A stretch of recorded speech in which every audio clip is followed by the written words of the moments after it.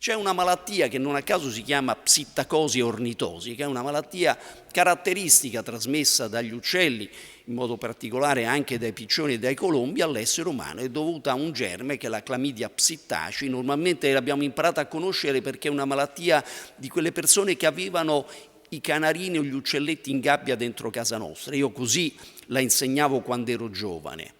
In realtà ormai non è più così, perché questi volatili sono talmente diffusi all'interno della città che noi vediamo la psittacosi ornitosi in persone. È una polmonite che può essere anche abbastanza grave e non è certamente una rarità, è un qualche cosa che si studia, si insegna agli studenti, quindi si insegnano agli studenti le cose che loro vedranno. Quindi è una polmonite che è trasmessa proprio dalle deiezioni degli animali e quindi da quel guano di cui si parlava. Quindi voglio dire, un qualche cosa che evidentemente anche dalle secrezioni nasali degli uccelli, quindi è un qualche cosa che effettivamente c'è.